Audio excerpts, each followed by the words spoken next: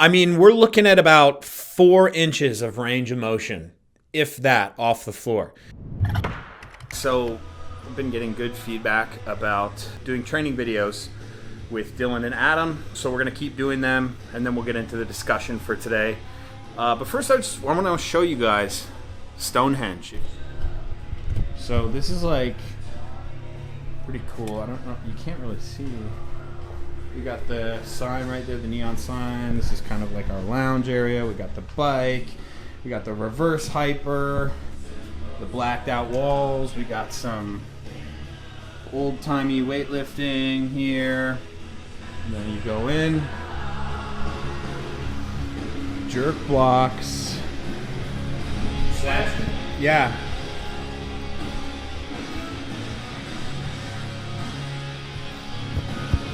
So we're gonna do snatch plus below knee hang snatch, and there's gonna be a couple things that I need to work on. I know that I'm not very fit in my catch, so like my maximal depth catch position. So what I'm gonna be doing is warming up in flat shoes, trying to just feel the ground a little bit better, and pausing every catch in the hole. And then when I get to about 90 kilos, I'm gonna do 1 set there, and then I'm gonna switch to wearing my heeled shoes. You could try this out if you want. It's just something I'm gonna experiment with, and then we're gonna build on that.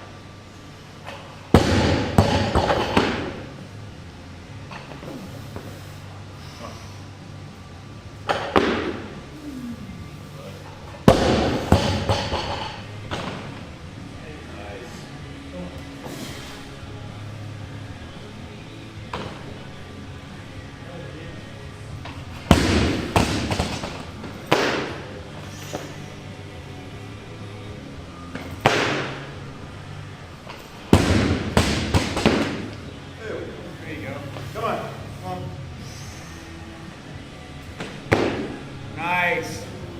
Good boy.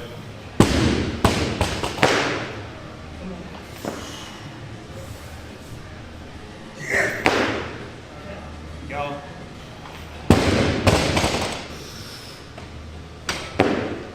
Nice. Come on, finish and punch. Yeah. There we go.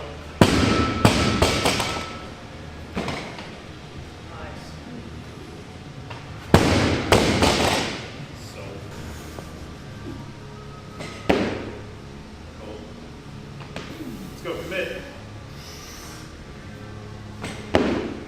Yes. Fuck yeah. There it is.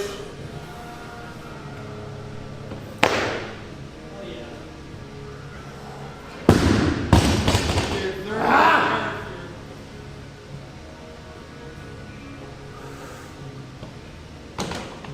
Yeah. There we go. Let's go.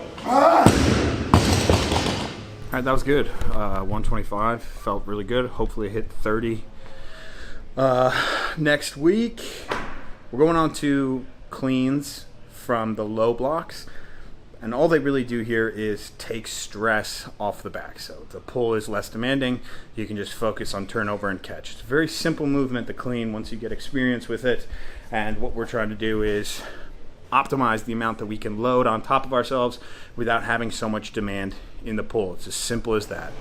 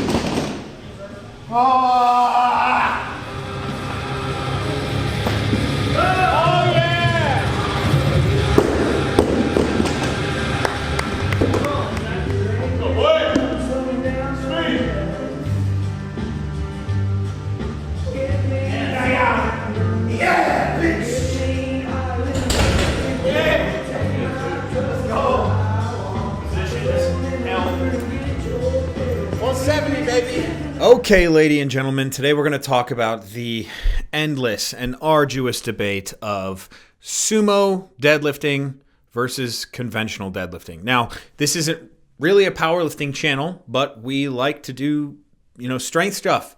Weightlifters like to do deadlifts every once in a while. We do a lot of clean pulls, things like that. I know a little bit about powerlifting, enough to know that this debate is going on and it's endless. And the reason I want to talk about it today is because a meme page called United Lifters posted this video. Let's pause it at the top here. And you can see the play button, but you guys get it. I mean, we're looking at about 4 inches of range of motion, if that, off the floor. It looks like a deadlift bar where his feet are literally maximally out to the side. He's definitely not a very tall guy. So, this isn't even remotely an athletic or strong position. In general, I think that picking up things from the floor is like an immutable human action. And like most things in the strength world, we want to find out who can do the most of whatever. And picking things up, who can pick up the most? That is such just an instinctual human value that we have. It's kind of like this caveman, ooga booga, who's the strongest, who can pick up rock type of shit. And what we found is that we can develop these bars that are the most ergonomically sound possible way to pick up the most possible weight. And not only that, we found movement patterns that certain federations now, where we compete in picking things up, will allow. And this is, to me, the most egregious iteration of that. So this has very little relation to that immutable thing where we want to pick things up. This is more about how can I find the best way to meet the standard of picking the thing up without actually having to pick it up. Now, this isn't the only place that this happens in powerlifting specifically. We can look at the bench press in powerlifting, which is absolutely ridiculous. I just saw a compilation from Jack PGM. By the way, shout out to Jack PGM. Easily one of my favorite YouTube channels. My roommate Chris Williamson and I literally sit down and watch on the TV. We watch Jack PGM together and we die laughing. But he just made a video called Spinal, and there's a section where he just shows powerlifters and their bench press setups and minimizing the range of motion. We also have the squat in powerlifting. People are trying to game that. They throw their legs out super wide, they shoot their hips back, and they barely get to about 90 degrees and stand up, and then they call that a world record. That's usually in the geared powerlifting section. Now, this is not me being like, I really want you guys to understand, this is not me being like, weightlifting is superior to powerlifting. This is not what I'm trying to say. It's more of a where are we going? Where is this whole thing headed? Because look, if we look at this dude right here who just did 725 and it's the fastest deadlift you've ever seen, right? Fastest 725. Here's him doing a 485 pound conventional deadlift. Okay, we're gonna have to mute this. Look at this. Look at this grind. It's actually I've never actually seen that before. Somebody who quote unquote deadlifts 725 pounds. And then when it comes to conventional deadlifting, can't even get 500, or maybe they can. I'm not sure. I'm not trying to really rag on this guy. I'm just trying to point out what is the goal? What are we getting after here? And this is where I want to go in this video now. So Atlas Power Shrugged, I've mentioned him a ton on this channel. He has been, very, very heavily referenced on this channel because I love his content. You should go on Instagram. You should follow Atlas Power Shrugged. He was in my Ego Olympics. He took 2nd place. And he does these essays every once in a while. And these essays are just, they're gold because he just writes so eloquently what a lot of people are thinking.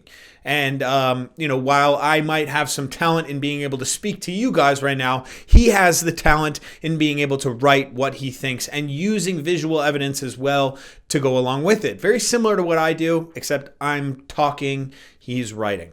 This is titled here, Powerlifting has become the exact opposite of what it was intended to be. What the current debate about sumo and bench arch tells us about strength competition in general. So he starts off by saying, did you know that powerlifting competitions were originally known as odd lift competitions? In the mid-1900s, there was a growing disenchantment with Olympic lifting.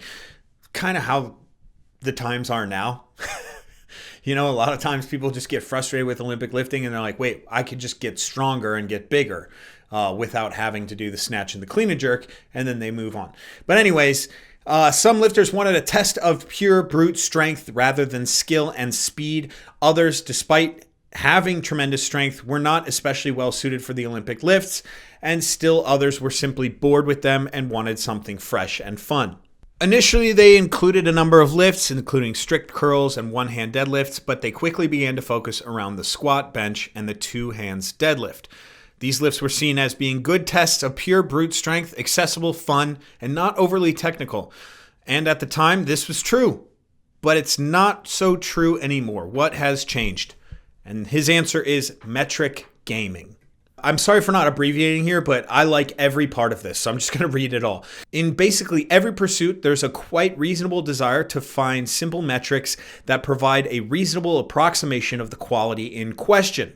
If you want to quickly determine how a sports car performs relative to other cars, you don't want to have to learn every detail of its engineering and performance in every situation. You'd rather quickly look up one metric, like the time it takes to go from 0 to 60 miles per hour, or 100 kilometers per hour, right around there. In theory, this should work fairly well, as this stat represents traction and power to weight ratio, very important characteristics for performance. The problem is there's a number of ways to improve 0 to 60 time that don't do anything to improve overall performance. Do you see where this is going, guys? For example, launch control, or even hurt overall performance, certain gear ratios, tire choice, etc. And when 0 to 60 became the number one metric, that's exactly what car manufacturers started doing, meaning that 0 to 60 times are now a less useful metric for overall performance than they used to be. In the same way, how much you bench was a much better shorthand metric for general upper body strength before lifters realized that they could gain competitive advantage by turning the bench press into a spinal mobility competition. Don't get me wrong, I'm all about mobility and envious of the abilities of many of these contortionists, but let's be real, a 140-pound Russian girl benching 500 with a 1/8 centimeter range of motion is not demonstrating upper body strength the way Marvin Eder was when he benched 500 with a flat back. Ironically, one of the reasons bench press became popular in the first place was the predecessor, the floor press, used increasingly ridiculous amounts of body arch until finally, after Billy Lilly was able to belly press 500 pounds almost completely to lockout, only finishing the last inch with his arms, everyone agreed that floor press was a joke lift and moved on to bench press, which at the time was seen as a test of pure upper body strength. Now, there's something that we could compare that to now, and that's the press. In weightlifting, the overhead press, or the clean and press, turned into that. It became a joke. It became something that we could mock. I mean, very strong guys were pressing over 500 pounds, but they were putting so much English, quote unquote English, on the bar that it became impossible to judge. It looked like a push press where you weren't using your knees. You were just using your spine to throw the bar in the air. And it looked like this flaily, very weird thing. And that's why we took it out. The judgment was too ridiculous. We took it out, and now we just have what's called the biathlon, the snatch and the clean and jerk. It used to be the triathlon. So floor press was the big thing way back in the day. And of course, Atlas Shrugged knows all about these old time lifts. If you follow his Instagram, he's very influenced by that. But they took that out. They introduced the bench press. In the early days of powerlifting, the rule that the glutes could not leave the bench, which is one of the main rules in the bench press, was seen as enough to prevent excessive arching. Boy, did they not understand where this would go? It doesn't matter if the people's glutes are on the bench, if they can literally contort their spines. And it was the same thing with the feet remaining inside the arms on the deadlift, leading to extremely wide sumo pulls, which again, game the metric and do not indicate the same degree of useful strength that a conventional deadlift of the same weight would. A lot of people have recently pointed out that sumo and conventional are two different lifts and have criticized powerlifting for treating them as the same, as well as allowing for extreme arches on the bench press. I disagree. I think the rules were just fine. Interesting take, Atlas Shrugged. Let's see where you're going here.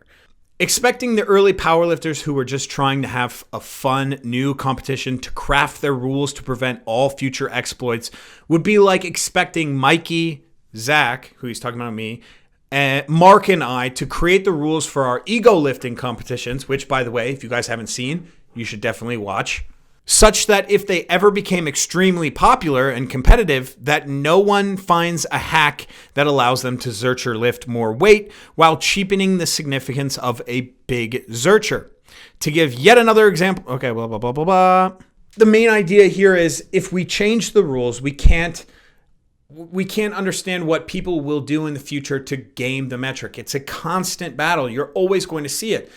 I see a lot of this in jiu-jitsu, in rule sets around martial arts. There are people that try to game the actual martial art when in the reality, you're just trying to beat the out of the guy across from you.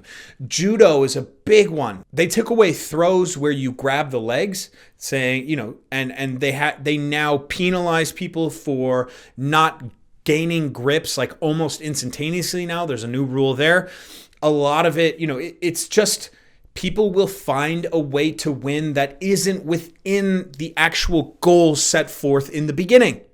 Do you guys see where I'm going with this? This guy who's deadlifting 725 pounds with 2 inches of range of motion, he's just trying to win. I don't know where he's trying to win. I don't know what he's trying to win, but he's just trying to win. And given the rule set, you know, there's not much you can do. But this is why, like, this is where competition just feels shitty and you know, this is where you find like corruption kind of falling in that same vein, you know, like when it comes to doping and cheating and all of this, just trying to win, when in reality, it really started with a fun thing. And that's something that Atlas Power Shrug mentioned. Like, it's just fun. It's fun to see who can pick up the most weight. It's fun to see who can beat the shit out of the other guy. Who's the toughest guy in here? It's not really that fun to see someone dance around and hope to win on points in a fight. It's not really fun to watch someone with their feet all the way out to the sides deadlift the bar 2.5 inches and scream at the top of their lungs like they did something. Right? So anyways, I want to hear what you guys have to say about this, because I'm not in the powerlifting world, and this is such a hot topic that, like, I would love to see some takes on this that maybe I missed out. Anyways, I'll see you guys in the next video. Thank you for watching. Peace.